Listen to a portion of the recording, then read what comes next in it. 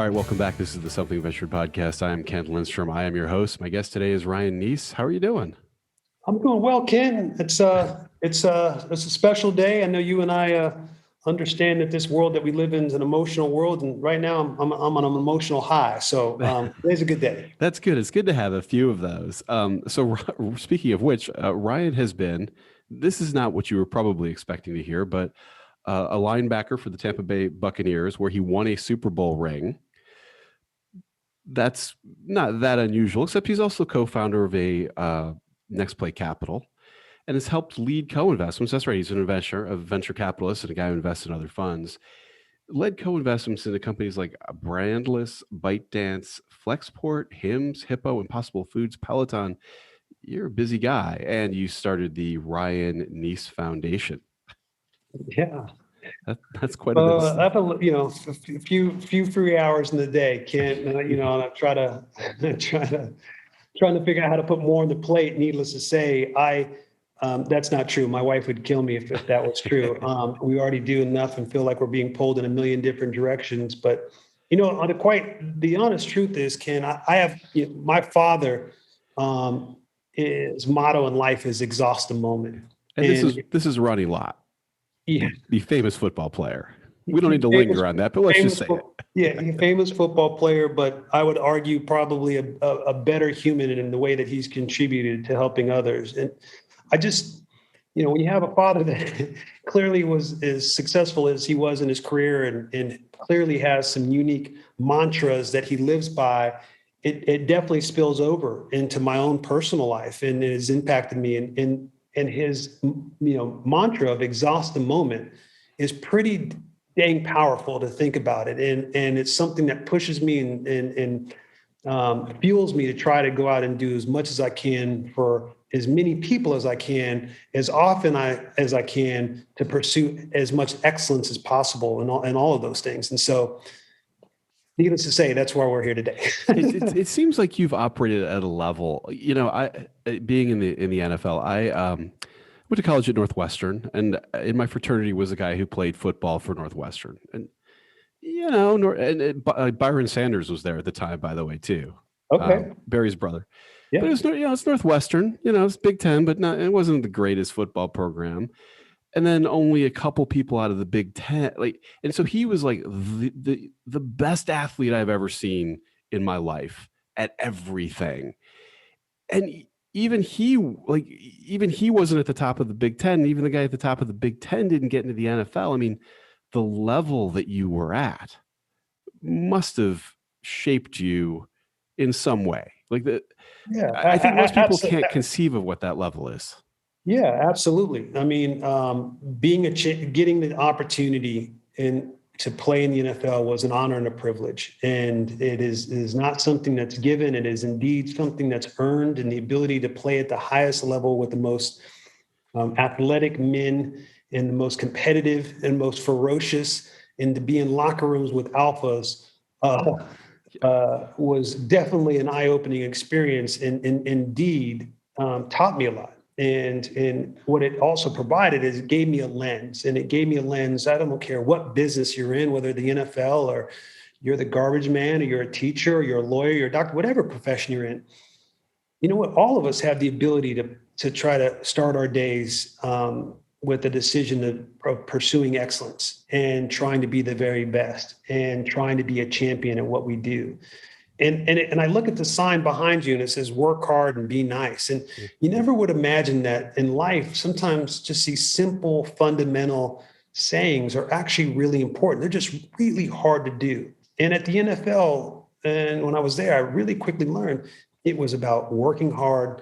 It was about being as disciplined as you could be. It was about being as efficient and there was no room for error, or you just weren't going to stay there. And so all of those lessons have taught me a lot about how to behave in my own personal life and in business, even to this day, because I think, I've learned that there's so many overlaps with great founders also embody a lot of the same characteristics we've seen in great athletes. But being able to recognize what those are and being able to see what those characteristics are hard at times, and it's easier said than done.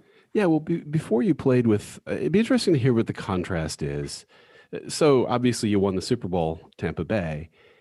You, great. You were at Detroit before that, right? I was Like, at Detroit at the end of my career, which was, you're right. It was, I'm the only person in NFL history that won a Super Bowl in his first year and ended his career going 0-16 on the Detroit Lions.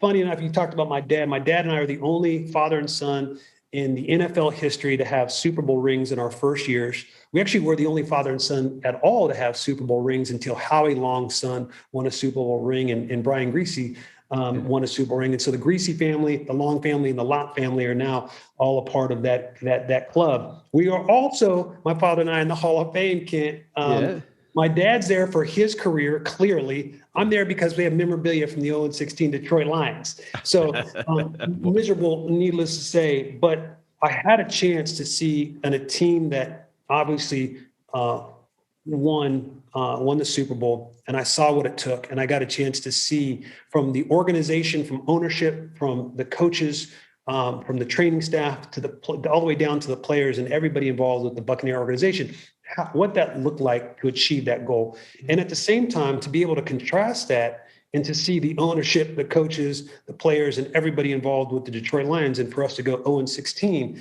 was also an unbelievable learning experience. I would not wish that upon yeah, right. anybody. None of my fellow NFL alumni and current players to have to go through that, because it was really a miserable experience, but a great learning ground. Because oftentimes we don't get a chance to really see who we are until our back is against a wall. We don't get a chance to really see who people are until we're really faced with real adversity. And I promise you got to see people's true colors in that Yeah, environment.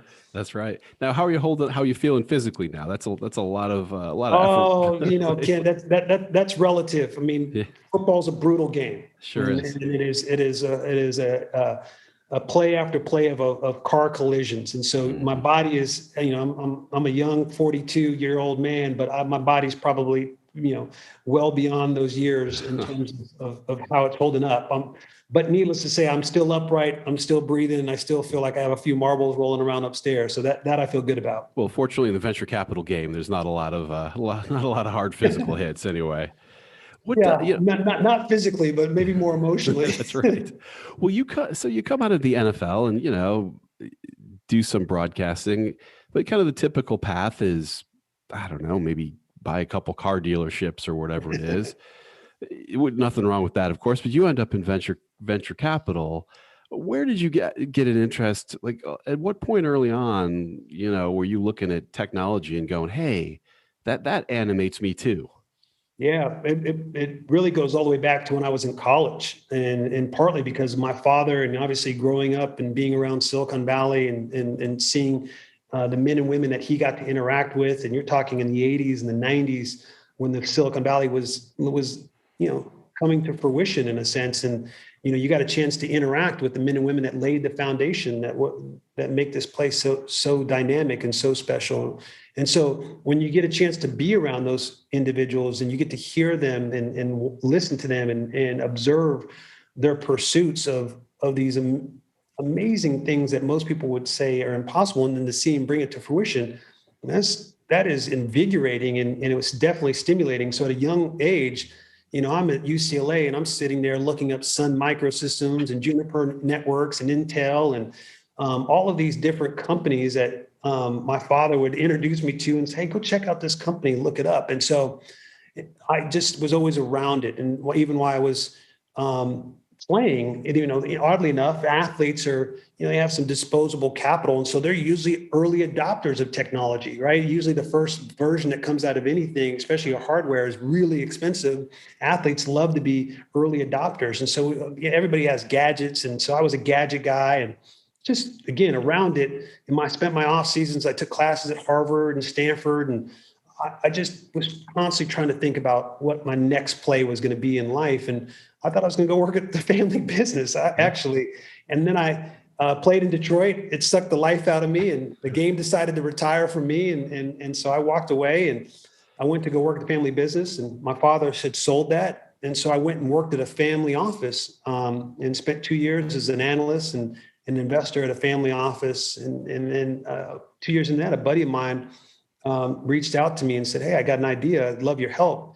And we decided to co-found a business together. And Kent, that's really what brought me really back into tech is we started this business, and I promised to all those founders out there, trust me, I empathize with you in those early days. I think I would say, and I've told people, I would rather run down the field on kickoff over and over again and hit 300-pound linemen in the wedge than have to deal with those early days of starting a company. It's extremely hard. It's extremely daunting, and it's overwhelming. And this is the reason why a lot of people don't make it. But we battled, we slaved away, and ignorance was bliss, and we were stubborn, and we just were relentless and didn't want to give up. And we built that company, and we were acquired. That after that acquisition, we realized that, wow, we were sitting in a position now where so many people in my community were reaching out to me and saying, "Ryan, look at this opportunity. I want to invest. You're in tech. Let me know your thoughts. I'm putting money into this. I'm starting this." And quite frankly, most folks, it's all crap, right? Yeah, it was average at best, and I'm saying being polite. And it was hard to see people, put money to work in things that they were going to lose their money, right? And chasing the lottery, that lottery ticket was not a good recipe for success. And that's why we built Next Play. Is how do we give, our community and others the ability to invest with and alongside the very best venture funds and men and women that are excellent at what they do. And, fast forward now, 75% of our community is minority, 60% are Black. Oftentimes, many individuals are first time getting access to the asset class and exposure. And we've really built a community of people that are very diverse and come from all walks of life. And so got a lot of work to do and a lot more to do, but that's something that I've been proud of. I mean, it comes through that you really empathize with entrepreneurs. My partner and I are both founders of multiple companies with multiple degrees of success.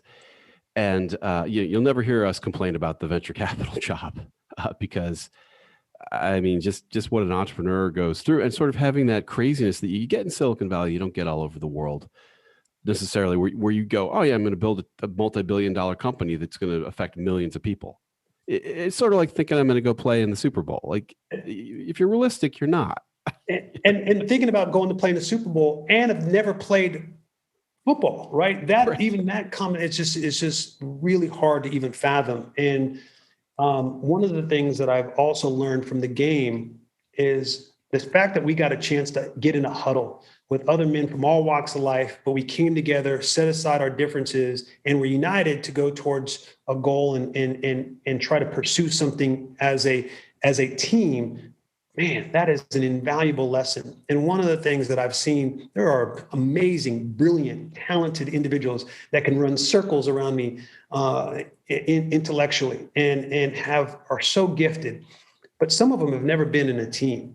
And many of them have never been in a position to lead.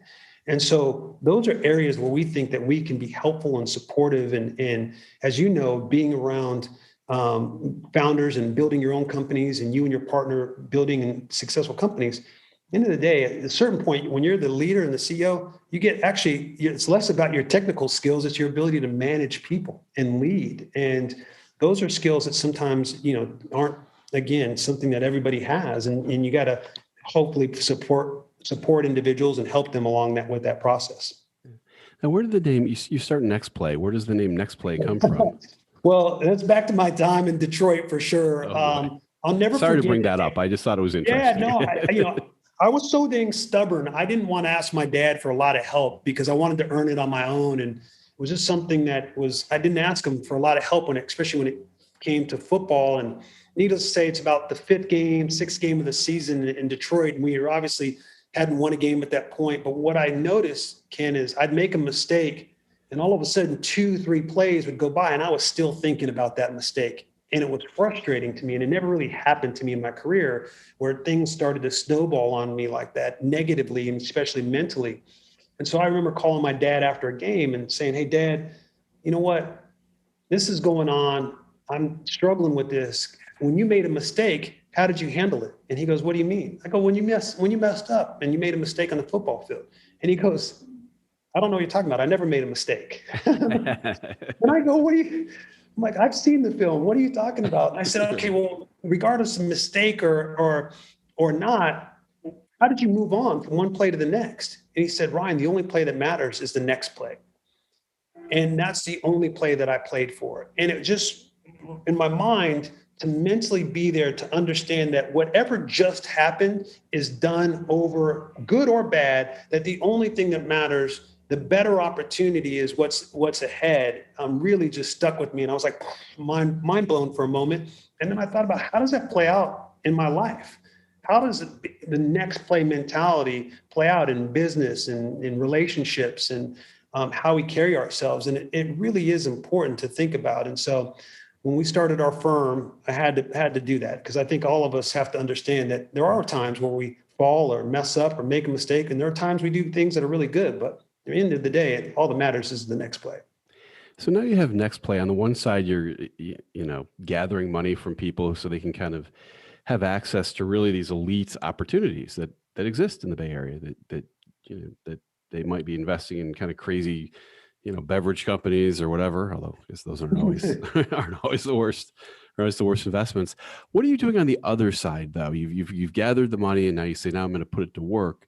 You don't necessarily just invest in startups, right? You do some fund investing and a few different kinds of Yeah, things, right? yeah. So it's a great question. So we actually invest out of two buckets currently. We'll invest out of a third here, probably by the Q4. But our two buckets that we invest out of, we have a fund-to-fund product, and then we do have a direct product. And clearly, our direct product is to co-invest alongside our managers. We don't lead deals or take board seats. We're smart enough to know that there are men and women that are really good at what they do.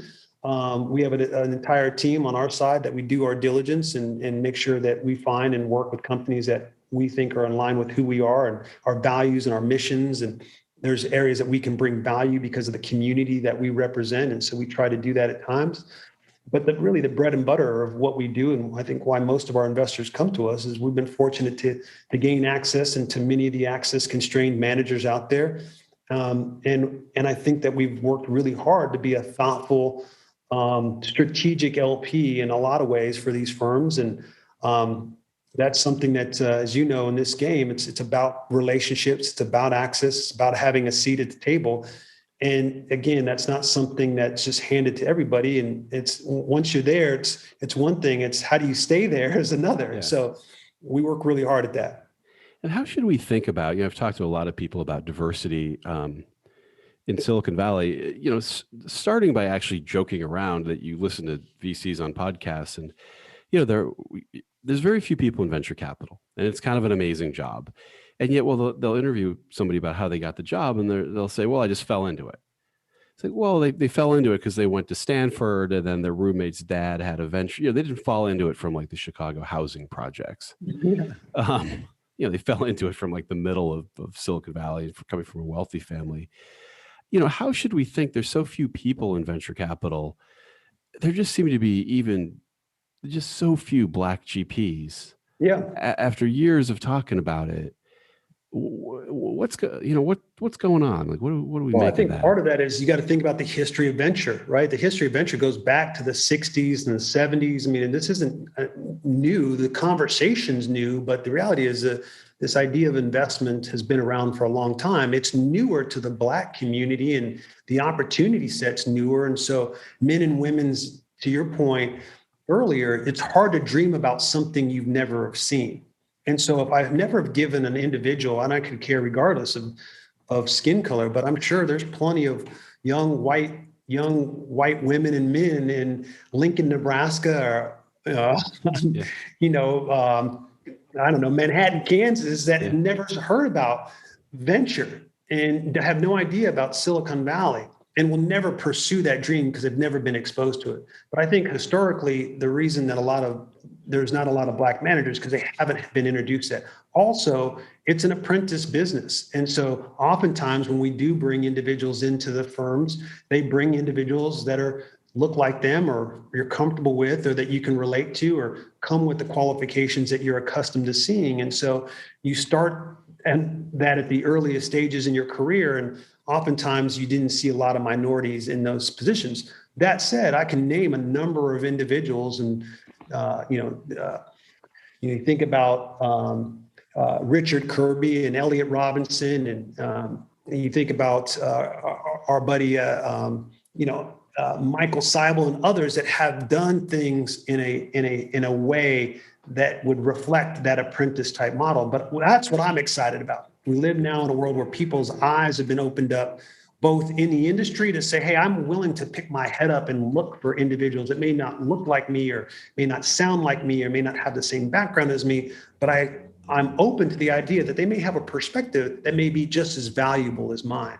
And we've also now put another larger emphasis in young minds and young people across the country that there are job opportunities. There are unique ways to be able to continue to pursue your dreams and goals and hopes and to make a dent in this universe. And so all of that, my hope is that 5 years, 10 years, we're not having that conversation as much. We're not setting out to have initiatives or write mission statements around diversity, or it's just, it is. It just, and it's something that's a part of it. And I think about, even as a firm, what's your mission statement about diversity? I said, well, as a minority owned firm and as a minority led firm, we don't have a mission statement. We just operate in a way that we think appropriately reflects our values, Ken. And I think that is another key component of this. When we start to look at this bigger picture, it's easy to see the stuff on the surface, but really when it gets down to it, if you really start to see the values of the people behind the values behind the people that are making the decisions, that's where I think that the rubber meets the road, because values to me solve this equation. If you have the right values, typically you're in a position where you're going to make the right choices. And so I think it's even more important when we really think about how do we actually continue to create an equal, diverse community. We've got to make sure we're making sure we're all identifying what values are needed to make that happen. And that's something that's sustainable. That's something that's long lasting. That's something that has a conviction which you can build from for long-term success. Is there an economic component? I mean, of course there is, but in the area, I've heard this posited that if you're somebody like Mark Zuckerberg, all the noble ideas about why you take risk and you're bold, you have a vision and all that, but that part of it is the fact that you came from such a good life that it's not crazy to you. Your parents don't discourage you when you say, I'm going to go to Silicon Valley and take 2 years and drop out of Harvard, which was a lifetime dream for some other people. And yeah, I'm just going to do it because economic fear isn't in your mind in a way that if you're maybe a black guy growing up in Chicago somewhere and Goldman Sachs comes along and goes, here's $600,000 a year, you go, hey, that sounds okay. Yeah, That's no, it's a great point. I mean, I've talked to Charles Hudson about this. I've talked to Tristan Walker about this, that concept of being able to have somewhat of a parachute or a plan B or a safe landing to give yourself the confidence to take the risk that's needed to go pursue something that seems impossible. And there's a lot of truth in that. And I can't say that that's the case for everybody, but I would say whether it's in the Asian community or Hispanic community or the Black community, I think the minority community often would say that most parents are instilling in their kids very early, go get a strong, stable job. That's the best way. That's the American dream. Get a good education. Don't take unnecessary risk. You work really hard, and you're going to live a good life. Where another not terrible advice, by the way. not terrible advice Having at been an all, entrepreneur. but may not give you the confidence to take the courage that sometimes is needed to take a leap of faith to say, I'm going to drop out of school to go pursue a startup that has a less probability of winning and becoming successful than a young kid trying to go to the NFL. Like that just doesn't that rationale just doesn't make sense for anybody. Yeah, right. Is there a point in the process, if you think of like use an example of a young black kid, in the sense that venture cap, when you go into investment banking, you kind of go, you can graduate from Harvard, you can go be in the analyst program, and you can kind of work your way up.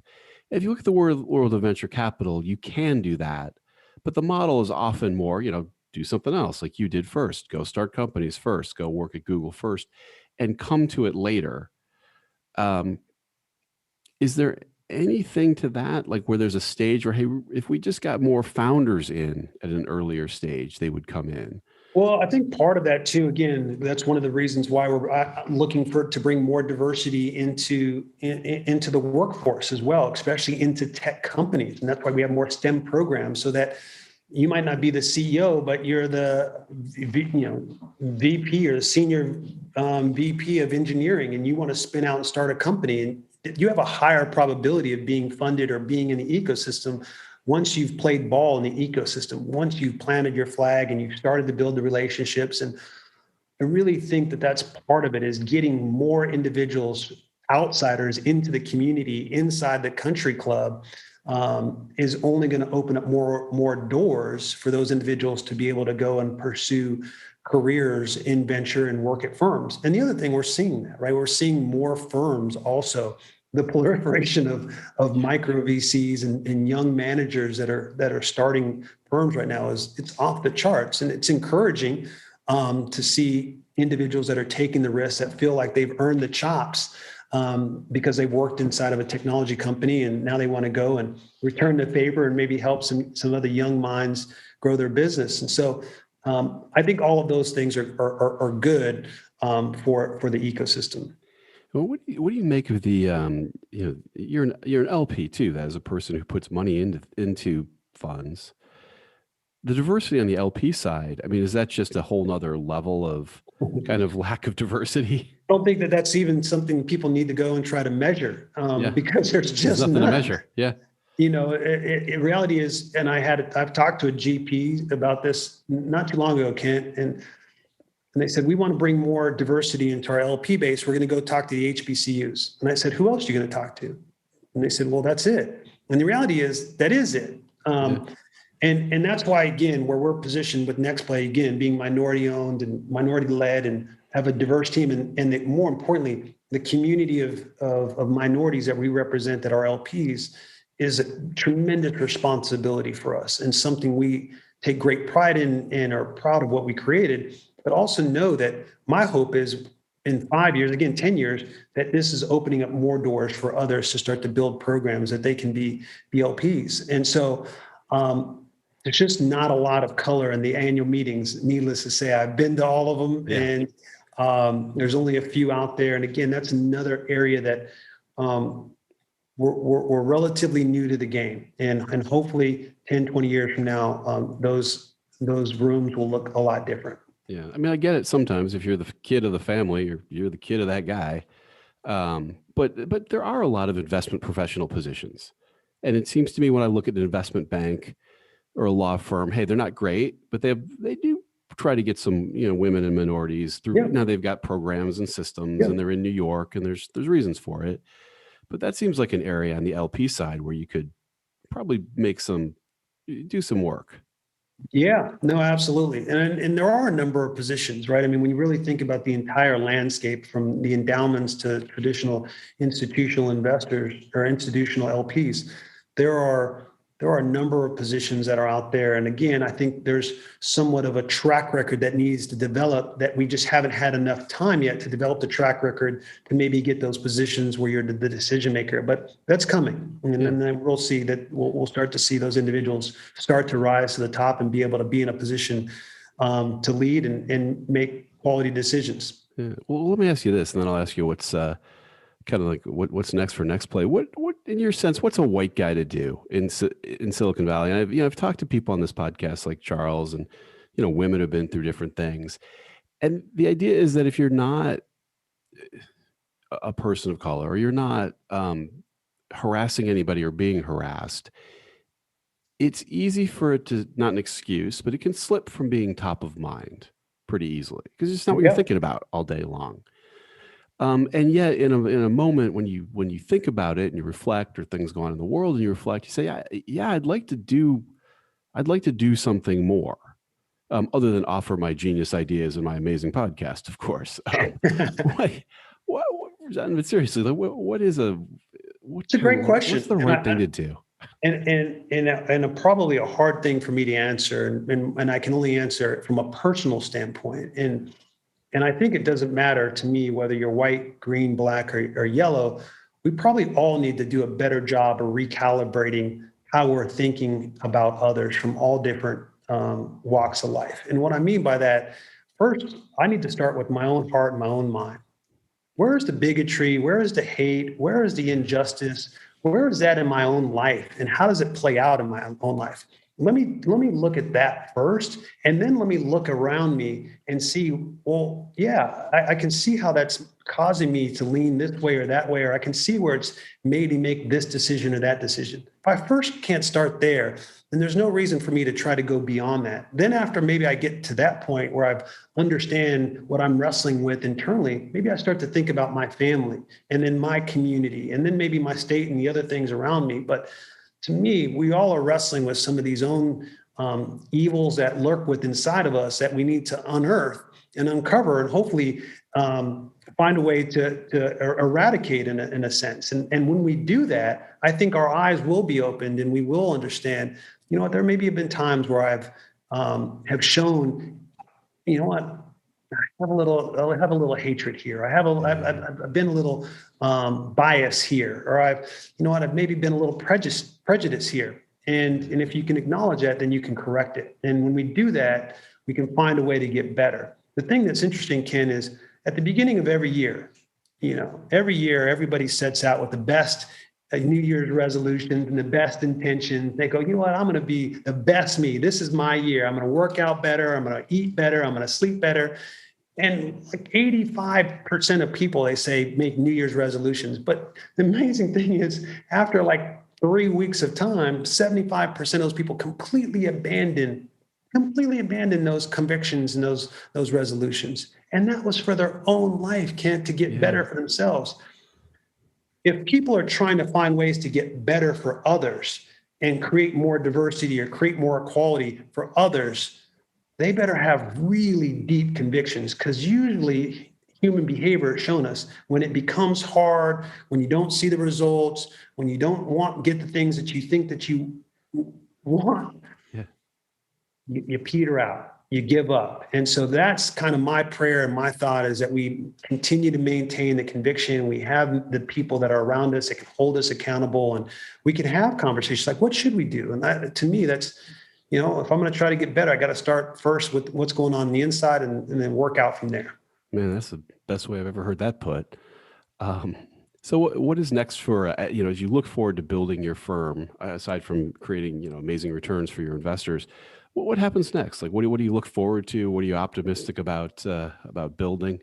Yeah, I think, I don't know, maybe like you, there's always this sense of building and growing and connecting with young minds and being relevant. It's a young man's game. So I get energized when I'm talking with individuals that are building brilliant companies and understanding how and why they're trying to attack a certain problem. And so as we're trying to build our firm, we think about where we're positioned and our ability to be good stewards of capital, to service our LPs in an appropriate way. And there are really 3 areas where we try to win. And first is returns. I mean, that's table stakes, right? You got to return capital, right? And that's what we got to focus on. The second is thinking about where are areas that we can be supportive in the ecosystem. We have 2 core products, like I talked about, the fund of fund and the direct program. We believe we also will have an emerging leader program, Kent, that will allow us to lean into managers that are raising fund 1s and fund 2s with a lens through diversity, that we think we can identify those individuals that have the rigor to not just be great investors, but to build great firms.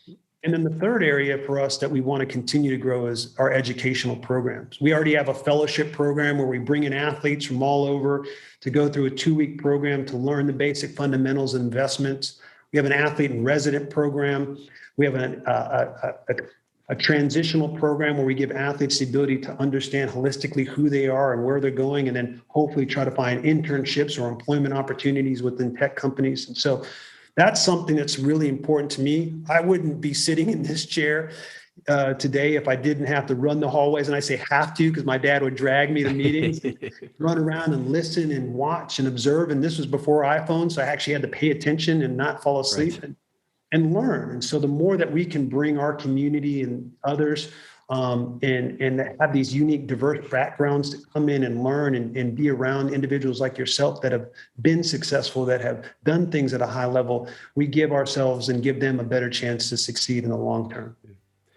Well, this is great. How do people, if they want to kind of follow what you're thinking or what your firm's doing, how do they, what's the best Yeah, path there for we people? have a social presence. Sadly, we're not that social. I need to find more time in the day to be able to share my thoughts and tell what the firm's doing. But clearly, we're Next Play Capital on social, and I'm Ryan Nece somewhere, Twitter and Instagram, and a few of those places. But hopefully, we cross paths with your listeners in life, and anybody that wants to reach out, that wants to find ways to huddle up to make a difference in the life of others.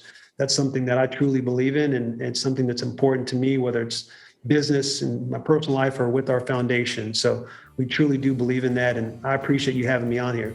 Well, thanks so much for doing this. My guest has been Ryan Nece. This has been the Something Venture podcast. I will talk to you next time.